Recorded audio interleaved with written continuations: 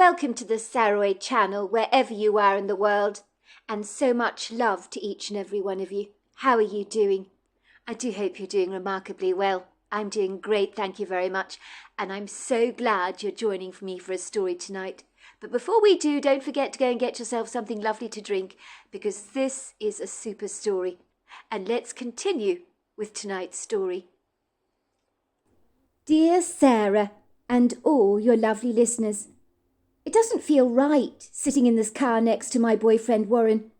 It really doesn't. I'm not exactly sure what I'm doing here.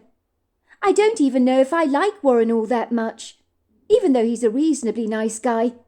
He's kind of weird. He looks rather like a science nerd. He's very skinny, with spunky hair that stands up like a hedgehog's spikes. You know the kind of look I'm talking about. So he rather resembles a mad scientist, with a shock of wild blonde hair that frames a distinctively baby face. I think his innocent, very sweet face is one of his redeeming features. He's got these adorable dimples on both sides of his mouth, and has lively greenish hazel eyes that change colours in different lights that I find rather attractive. Many young ladies my age would likely not give Warren a second glance. He's kind of nerdy, you see. Perhaps I wouldn't have either, until we got talking, of course, and I found myself inexplicably drawn to him, rather like a moth to a nightlight. I'm not exactly sure why that was the case. Maybe I was looking for a boyfriend to silence my mother's loud voice that was still ringing obtrusively in my head. If I didn't find love any time soon, I would be tragically left on the shelf, which was a sad thought that propelled me to go out that night with my girlfriends to a local bar. That was where I'd met Warren. Don't get me wrong, I would so much rather have stayed at home in my quiet little apartment, but fate had other ideas for me that night. It's amazing how after a couple of vodka martinis, how attractive someone can become in your sight, as if all the things in your sober state that might make you pull away are immediately dissolved, like the aspirin in a glass of water. I'll say that Warren is clever, but being clever does not make you down to earth at all. It doesn't make you easygoing, nor does it make you remotely practical. Sometimes I get the distinctive feeling that Warren sees the world like a collection of atoms spinning around in circles, the way a scientist always does. In the very beginning, I was rather idiosyncratically attracted to Warren's quirky eccentricities that I found somewhat endearing, rather cute and oddly refreshing. But now his bizarre weirdness has become a little uncomfortable of late. Let's just say he can sometimes spout some seriously strange stuff and ask me some really odd, peculiar questions. We are taking a long road trip to the Oregon coast to meet his parents. This should be sounding alarm bells for me. Ostensibly, if a boyfriend wants to introduce you to his parents, then he's got to be serious about you. I don't really want Warren to be serious about me. I don't want to lead him up the garden path or make him believe we're a serious couple, as I have been thinking of ending things between us. My best friend Ellie, short for Eloise, who always seems to know what's best for me, tells me that I should nip things in the bud with Warren. Tell him the toast is buttered. The train has long since departed the platform, if you know what I mean. I guess she's been ever so diplomatic, because she wants me to end things with Warren as kindly as I can. But I haven't been able to do so. Something appears to be stopping me, like an enigmatic roadblock in my own life. Ellie believes I'm cruelly stringing Warren along, like a puppet on a string, and I'll discard him as soon as the roadshow is over. And she's probably right about that. I guess I was rather lonely at the time. Not that I've ever really been bold enough to admit that to myself, as the word lonely can be an ugly word indeed, that makes you feel like somewhat of a misfit. When I first met Warren, it was at a trendy, hip bar in Portland, frequented by a lot of young people like myself. Warren and I got talking together, and then he swept me off my feet, which I suspect was easy enough for him to do, as when I'm a tad inebriated, the world seems to become a hilariously funny place for me. I am quite a likeable drunk, actually. I make people laugh with my quirky, outlandish behaviour. My friend Ellie says I should stop at 2 glasses of wine, as after my 3rd drink, I begin to laugh very inappropriately, like a hyena, and embarrass myself in the process. On one occasion over 5 years ago, when I was quite the social butterfly, I began pointing at a woman in the bar who was wearing purple leggings and laughing at her like mad, making the poor woman so self-conscious about her attire that she was trying to cover her legs with her shoulder bag, with very little success, I might add. I was saying, "She's got purple leggings, she's got purple leggings," and laughing so much about it that everyone in the bar responded to me and began to laugh as well. They weren't actually laughing at the woman, they were laughing with me, because my laughter was infectious. The lady felt dreadfully self-conscious and rather humiliated, so she bolted out of the bar as fast as she could. I doubt she'll ever be seen dead wearing those purple leggings again. Why I found them so amusing, in my drunken state, is beyond me. If you've been single for long enough, you might be painfully aware of how loneliness can creep into your life, rather like a leak in the roof, and before you know it, the ceiling begins to sag and fold in on itself, until it becomes so dreadfully bad, you're compelled to do something about it. I was well aware that my single status as a woman in her late 20s that had not been dating for the last 5 years or so meant I was practically sitting on the shelf like an old can of sardines in the larder that had long since passed its sell-by date. But I will remind you of this. Even if that is the case, it doesn't mean that that tin of sardines is off. They might well taste as fresh as they did on the day that they were first purchased. But that, of course, is besides the point. I will admit I've been shamelessly hanging around in my PJs on a Friday night over the last 5 years, hiding myself away from the world and watching Netflix on my tablet, when I should have been painting the town red and being out there trying to socialise, to meet new people, but I was reluctant to do so. I guess I felt safe tucked away in the secure confines of my tiny apartment, knowing no one could hurt me this way. The trouble was I wasn't getting any younger, and like many young women on the threshold of turning 30, I had dreams of settling down one day and having a family of my own, like many of us do. I was deliberately putting off meeting that special someone because of a dreadful fear of rejection, which I'm sure in one way or another afflicts us all at some point in time in our lives. Which may be the reason why I'd chosen to go out with Warren in the first place, for I knew the science nerd that was very much into me was unlikely to ever hurt me, because I could never feel the same way about him, and that made me feel safe and secure in the relationship. I guess after my ex-boyfriend Colton dumped me over 5 years ago, I had sunk into a deep depression, and the thermometer of my self-confidence had plummeted to an all-time low. I do remember the day he dumped me, almost as if it was yesterday, and it still stings badly, just thinking about it. Colton had picked me up from my apartment on a Friday evening. I was so excited about our date, until he said to me, "Trixie, I think we need to talk." When I heard those 4 ominous words, I felt as if a heavy stone had settled in my stomach, as instinctively, deep down in the depths of my gut, I knew what was about to unfold, almost as if I had memorized a script for a theatre production and a part I was playing. Of course, I would never have written such a script myself, if indeed I had been a film writer. I've always been the quintessential romantic type, who loves happy endings. But this was a story where the scriptwriter was determined to tear her characters apart so that they would be obliterated like the shrapnel on the sidewalk after a major explosion of some sort. Let's just say, in my humble opinion, "We need to talk," are the 4 most horribly obnoxious words in the English language, especially when they come out of the mouth of your respective partner.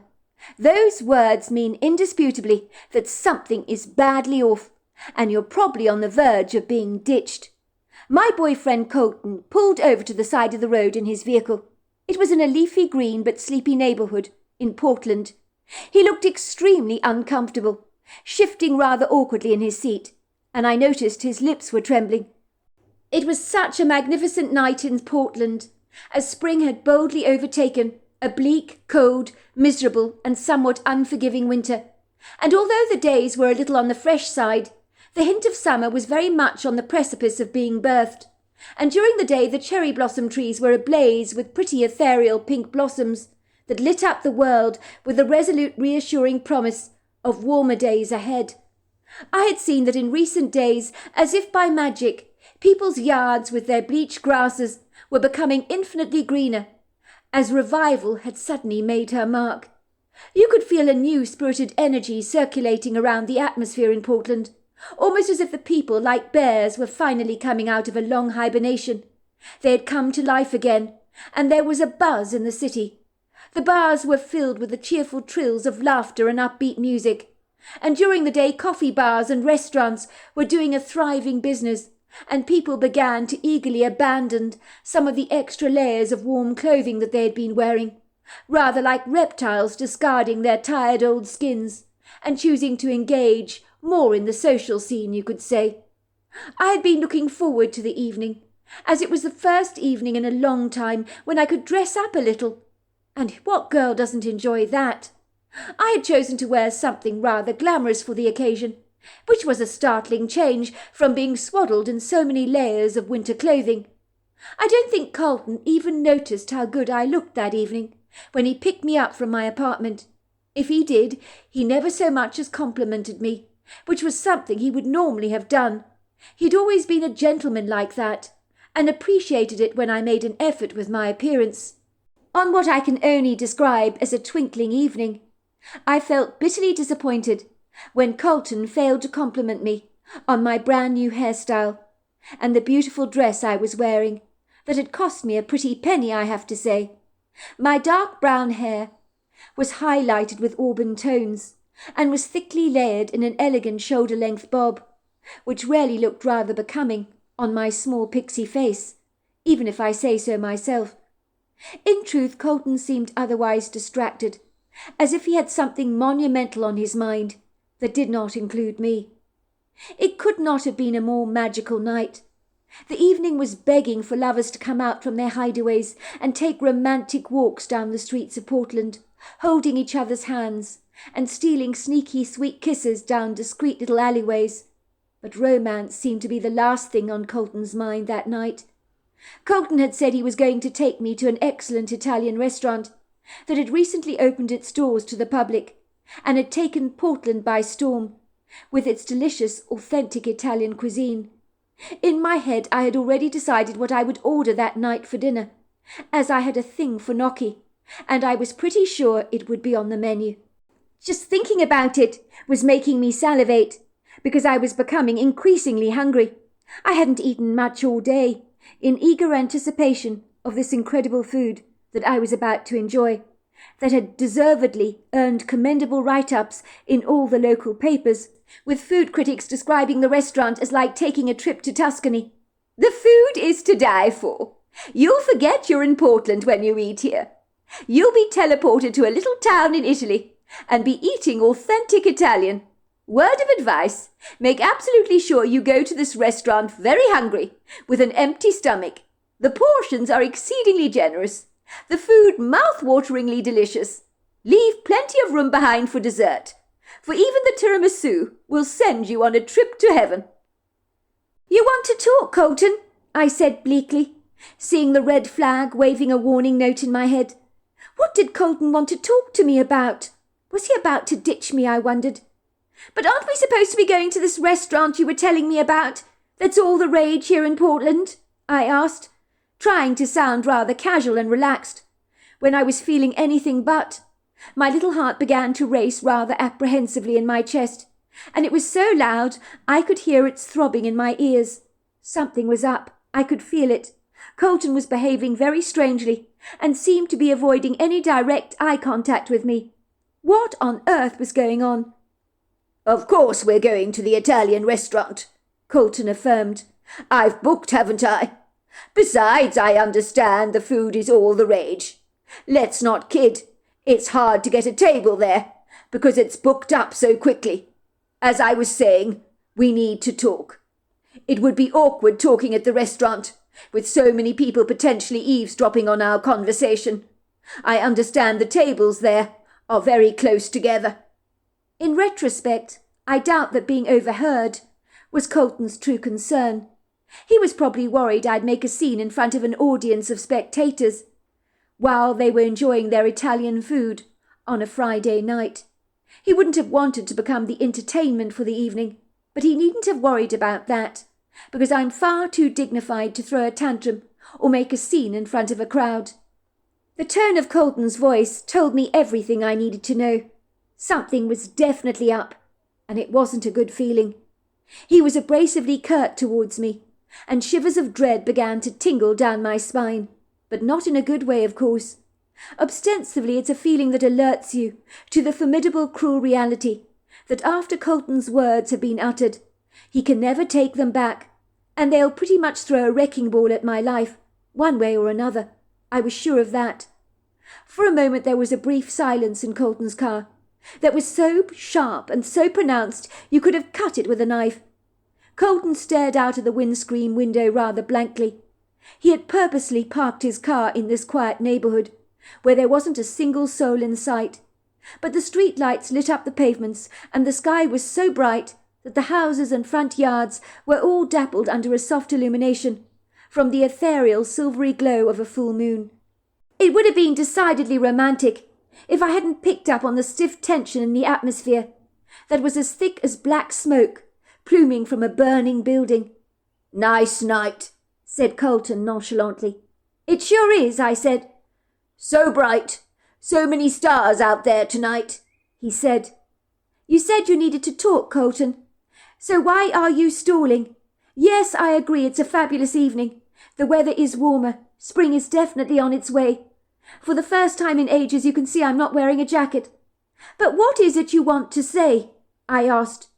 "You obviously want to say something, so for God's sake say it. You're making me very nervous." Colton turned around to look at me through his steely eyes and said, "It's not working out between us, Trixie." Now this was news for me. Not working out? Are you kidding me? Had he really just said that? I was head over heels in love with Colton, and I don't mind admitting that. I'd envisaged spending the rest of my life with him. I thought we were great together, made for each other. I would have been the last person in the entire world to believe that things were not working out between us. So his words were cutting. I know they say in a relationship one person is usually more in love with the other, and in my case I thought that Colton was besotted over me, but it seems I got that horribly wrong. I was clearly more fixated on him than he was on me.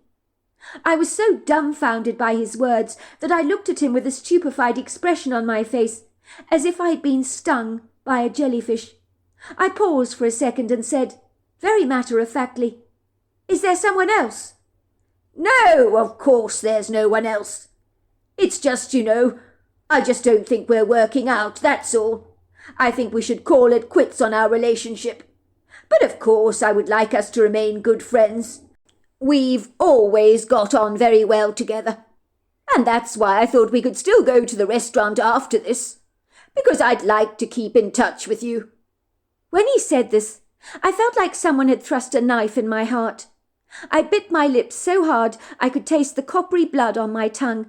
I held back the tears that threatened to come spurting out of my eyes and rolling down my cheeks. I couldn't allow that to happen. The thought of gnocchi at the Italian restaurant had long since been extinguished from my mind, as eating anything now, after those cruel words had been uttered, would have made me want to gag and be violently sick. At this point my defence mechanism rolled into action, like an octopus squirting out black ink to ward off a nasty predator. I was determined in this moment to make Colton think that I didn't care a damn that he was ditching me. I did have some pride left in me after all. I wasn't going to become a doormat that he could tread on and take advantage of.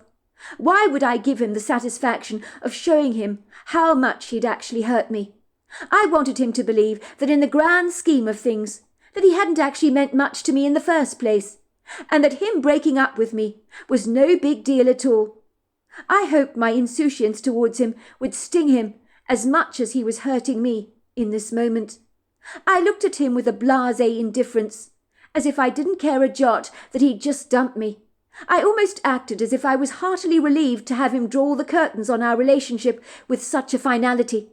But in truth, I was clandestinely, absolutely devastated. "Oh, I agree," I lied. "I think it's best we end things, Colton. Besides," I said, going in for the kill, "you're not really my type, if the truth be told. Actually, you've never been my type. Why we've ever been together for so long, God only knows," I said, letting out a mute, exaggerated laugh that made me sound like a walrus with a bad cold. I was rather satisfied to see a hurt look cross Colton's face. "Good," I thought. "Put that in your pipe and smoke it. See if you like it. You're not all that, Colton, and not for a moment am I going to give you the satisfaction of thinking that I ever cared about you at all." Colton was silent for a moment, as if he couldn't quite believe my reaction to being dumped. It was as if hot oil-like spatters of his words had come back to burn him on the face, so that he hadn't got away from this scenario unscathed. I noticed his expression had grown deathly pale, and his eyes were almost bulging out of their sockets in surprise, rather like a pair of compound eyes, as if someone had poured a bucket of ice-cold water over his head. Perhaps he thought I'd break down in tears and profess my undying love for him. Is that what he wanted? Well, he wasn't going to get that. I'm a proud woman, and that was never going to happen, not if I wanted to keep my dignity intact. I said to him very coldly, "Forget the Italian restaurant tonight. You know what? I'm not hungry. Take me back home, Colton. I've got some food in the refrigerator I'd rather eat." The truth was, the refrigerator in my apartment at home contained a bottle of mayonnaise, a jar of pickles, and some mouldy cheese that had long since passed its best. But you know what? I didn't care. Spending a minute more in Colton's company after he had dumped me was claustrophobically insufferable. "But are you sure about this? It's a very good Italian restaurant. Do you want to miss out on all that excellent food? There's been so much write-ups about the place. It would be a pity not to go." "Oh, I'm absolutely sure," I said. There was no way on God's earth that I was ever going to engage in light-hearted banter with Colton over an Italian dinner when he'd just unleashed an atomic bomb on my life, as it would be like having dinner with the enemy. When you're in that kind of tenuous situation, the best thing you can do for yourself is run away and dive for cover. I remember I was so badly crushed that when I walked through the front door of my apartment, after Colton had dropped me off, I just sank down onto the floor in the hallway and burst into tears.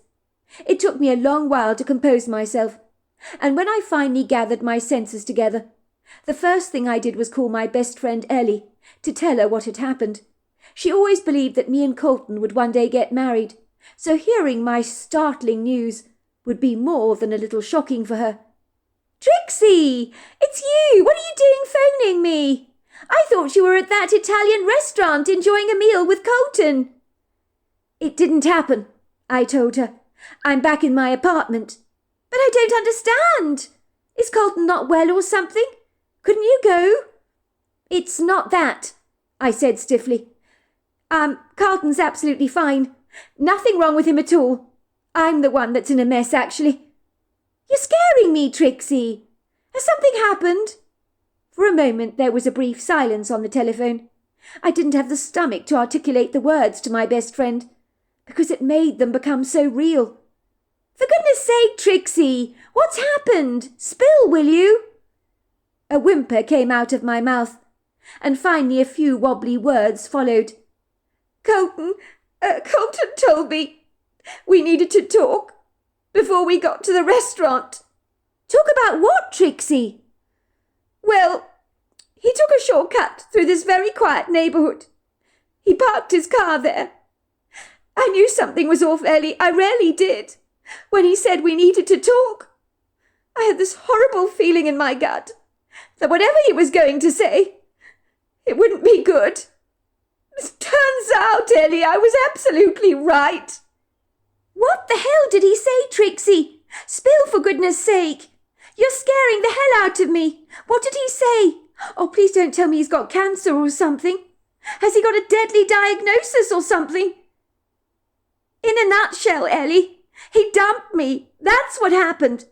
He dumped you? No way, no way. Pretty much.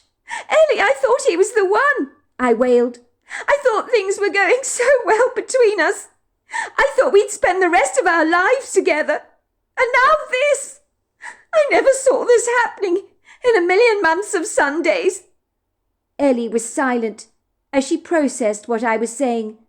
Then she spurted out, No way! I don't believe this! Colton dumped you! What on earth is wrong with him? Does he need his head examining or something? A brain transplant, perhaps? You're the best thing that has ever happened to him. And he discards you like an old apple core out of the window on the highway. What a complete douchebag. You've been together for 5 bloody years. That's insane. I thought the two of you were going to get married one day. But this, no. No, I never saw this coming. This is madness. He told me that things weren't working out between us, Ellie, which is news to me. As far as I was concerned, things were going swimmingly. How could I have got this so wrong, Ellie? How could I have misread all the signals? But you didn't! Trixie, you didn't misread the signals. I mean, anybody could see that Colton was head over heels in love with you. Well, that's news to me, because it didn't sound like that tonight when he dumped me. Like you, Ellie, I thought that Colton was close to popping the question to me. But it turns out all this time I've been deluding myself, because he wanted to get rid of me. He wanted to break up with me. I'm in shock, Ellie. I feel as if I've been struck by lightning. I'm disorientated and confused. I can't make sense of any of this. I can't believe it either, Trixie. Believe me when I say this to you. I'm more shocked than you are about this breakup. If I were to put money on the horses as to who would win in the relationship stakes among all my girlfriends, hands down, you and Colton would win. You were so good together. Everyone thought you were the perfect couple. I was waiting for that call from you to tell me you were getting engaged. If your relationship fell by the wayside like this, what hope is there for the rest of us? Nobody is going to believe this news. It's so sad. I'm in such shock. You don't suppose... For a moment Ellie stumbled awkwardly on her words, as if she'd ended up in a cul-de-sac that she was trying to negotiate her way around, as diplomatically as she could, and needed to cautiously backtrack from what she was actually saying, for fear of hurting or offending me. But I was beyond that now. You mean, is there someone else? Is that what you wanted to ask me, Ellie? Just say what you're thinking. I am beyond caring now. That is what I was thinking, said Ellie very quietly. I know it's a horrible thing to say, but there isn't someone else, is there? There has to be, though. Think about it. None of this makes any sense otherwise. It's just I'm trying to figure out, Trixie, why Colton would have drawn a line in the sand with your relationship like this. Unless, of course, there is someone else. No one gives up on a good thing unless they think they've found something better to replace it with, if you know what I mean.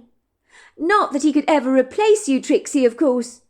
Those were my exact thoughts, I said. I think there has to be someone else, Ellie. But he denied it, of course. But they always do, don't they? Deny there's someone else, said Ellie sarcastically. That man makes me sick. The least he could do is be honest with you. I hope whoever she is, that she and Carlton don't last 2 minutes together. And then watch him come crawling back to you, Trixie, like the maggot he so obviously is, with egg from the dumpster splattered all over his face. I can see it clearly in my mind's eye. Colton apologising to you profusely for letting you go, and telling you he's been such a fool, and that you're the only girl for him. He'll undoubtedly beg for your forgiveness, of course. But the big question is, would you actually take him back, Trixie? I don't think I could take him back, Ellie. I do have some pride. Once someone's done a thing like this to you, and hurled a wrecking ball at your life, how can you ever trust them again? Besides anything else, I pretty much told him he wasn't my type.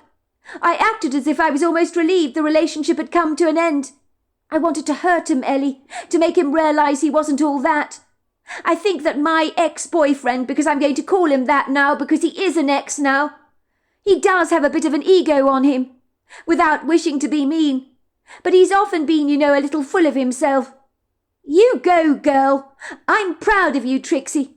I hope your indifference towards him gives him a rude awakening, because he needs that. Well, he did look as if someone had thrown him off his pedestal rather violently. Good. It's no more than he deserves. He's a loser, Trixie. I'm sorry to say this to you, but it's true. If he was so willing to spit you out like a pip in an apple, or some old tobacco he's been chewing, then he's a prize idiot. He's like a miner who went looking for gold and threw the highly prized gold back into the quarry and returned home with silver, only to realise later the silver was not so valuable compared to the gold, so he wants to return to the quarry to reclaim his lost prize. But by the time he gets to the quarry, what does he find? Someone a whole lot more shrewder than he was, who knows a good thing when he sees it, has snatched the gold all away. That's what he's done with you, Trixie. Dumped the gold for something infinitely more inferior. And whoever this mystery girl is that is seeing Carlton, well, let's not kid. She's not a patch on you. She never will be, Trixie. That's a guarantee. And it'll only be a matter of time when Carlton comes to the stark realisation of what a complete fool he's been. You would say that, Ellie. That's a very nice thing for you to say, but you are biased as far as I'm concerned. But you're the whole package, Trixie. You look like a modern-day Audrey Hepburn. You've got delicate features, you're petite, slim, elegant, funny, kind, compassionate.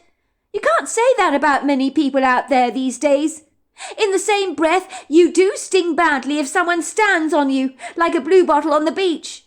So yes, you've got your dignity for sure, and that's a great thing as far as I'm concerned. You'll get through this, Trixie, I promise you that. And one of these days you'll meet someone so great that Carlton will have been like a piece of dust in the eye, once gone, soon forgotten about. While Ellie's words were indeed comforting and rather reassuring, I didn't think I would ever really get over Carlton. He had been the quintessential love of my life, and our relationship had gone up in one evening, like the papers being thrown on a bonfire and turning into a pile of smouldering ashes. A couple of days later Carlton called me, for he needed to pop around to my apartment to pick up some of his stuff that he kept in one of my closets, as he would occasionally stay overnight with me. He kept a couple of jackets, a large collection of sweaters, chinos, shoes and toiletries at my place.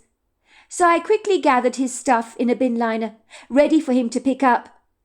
I got my next-door neighbour, a girl called Judith Fenter, to loan me a couple of gilded framed photographs of her buff, very handsome boyfriend, who was actually, believe it or not, a fashion model for an exclusive male magazine, so that when Carlton entered the apartment, he would assume that I'd got over him so very fast and was now so obviously dating someone else. That is exactly what I wanted him to believe. He had hurt me so much by dumping me in the way he did, as if I was being poked like a jellyfish on the beach sand. I would fight back with my own form of poison, so to speak. Don't they say hell hath no fury like a woman scorned? A truer word was never spoken. I remember Carlton looked visibly taken aback to see a couple of framed photographs of a buff, handsome young man standing up in pride of place on the desk in my entrance hall. I'm sure there was a jealous, rather betrayed, hangdog look in his eyes. Maybe he was beginning to regret dumping me, as when someone doesn't want to take you back, it's human nature to desire what you can no longer have. "Who is that?" he asked, pointing to the gilded photograph on the desk. The man was smiling in the camera. He had a surfboard in his hand, and several smitten-looking women staring at him from the distance in wondrous awe, as if they thought he was all that. "Oh, that!" I said nonchalantly, shrugging my shoulders. "That's just someone I'm seeing. We've broken up, haven't we, Carlton? So we're no longer exclusive. So yes, I've been seeing this gentleman, since we ended our relationship, of course." I'll never forget the pained look I observed on Carlton's face. And I thought, you got what you deserved, mate. You crushed me. Now it's your turn to go through the shredder. Now you can feel the hurt that I'm actually feeling. Carlton must have thought we broke up one day, and the very next day I'd grown serious over someone else, as if he was so easy to replace. As cruel as that sounds, that is exactly what I wanted him to believe. I hoped he was hurting as hard as he'd hurt me. And you know what? I'm sure he was. So there we are, that's the end of part 1. Oh, what the webs we weave when we feel like we've been badly wronged. So I look forward to you joining me tomorrow night. Until next time, goodbye and good night.